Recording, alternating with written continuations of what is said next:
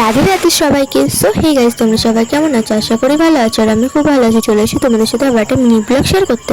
বলো তো কোথায় এসছি আমাদের বাজার, একটু গপুর জন্মদিনের জন্য বাজার করতে। প্রথমে বাটা নিয়ে নিলাম, তারপর এখান থেকে জামা নিয়ে নিচ্ছি।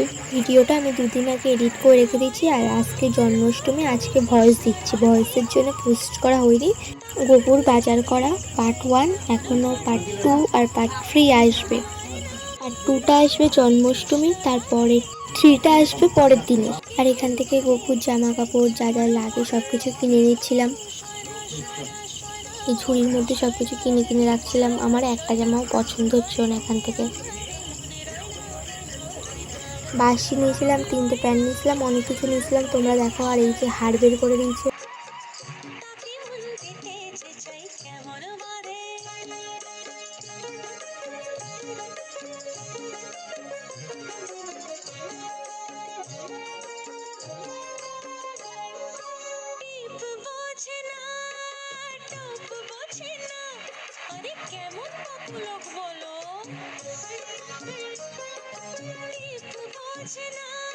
আমার প্রচুর জামা দেখেছিল, কিন্তু আমার পছন্দ হয়েছিল, কিন্তু আমি ভেবেছিলাম বেগুনি কালার দেখে জামা নেবো। 2-3টে দোকান ঘুরেছিলাম, তাও দেখছি ওই কালার জামা নেই। পরে একটা সাদা কালার জামা নিয়েছিলাম, পরের দিন পরাবো তাই, জন্মাষ্টমীর পরের দিন পরাবো তাই। আর আমার দিদা একটা হলুদ কালার জামা নিয়েছিল, জন্মাষ্টমীর দিন পরাবে তাই।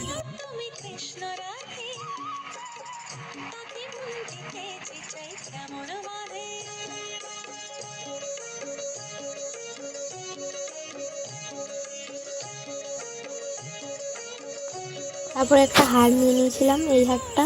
তারপরে এখানে কানের দিয়েছিল, গপুর কানের, তাই একটা কানেরও নিয়ে নিয়েছিলাম।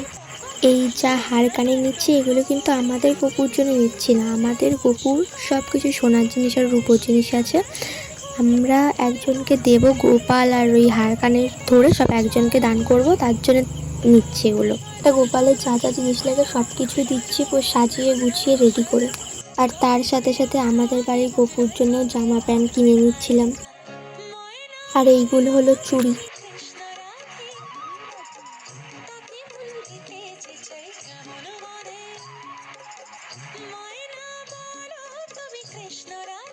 তারপর নিচের দোকানের থেকে আমার জামা পছন্দ হচ্ছিল না, তার দোকানদার বললো তাহলে আমার ওয়াইফের সাথে উপরতলায় যা, ওখানে অনেক জামা আছে। তাই উপরতলায় গিয়েছিলাম জামা দেখতে। এই দেখো কত জামা।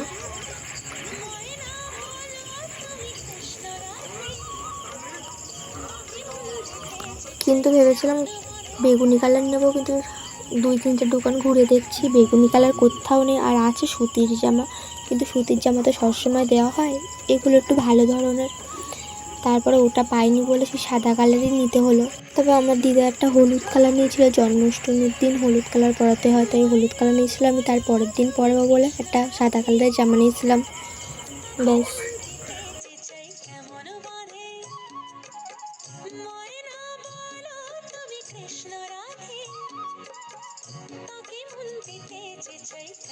তারপরে আমি যেই রকম জামা চেয়েছিলাম সেই রকম জামা পাইনি বলে নিচের তলায় চলে আসলাম। ওখান থেকে 2-3টে জামা আমার পছন্দ হয়েছিল, কিন্তু আমি যেরকম চেয়েছিলাম সেটা পাইনি।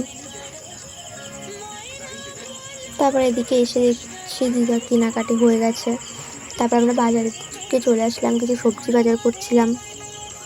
তারপরে মিষ্টি টিষ্টি নিলাম, একটু মুদিখানার জিনিস নিলাম। তো আজকে ভিডিওটা এই পর্যন্ত। যারা লাস্ট পর্যন্ত ভিডিওটা দেখলে তাদেরকে অসংখ্য অসংখ্য ধন্যবাদ।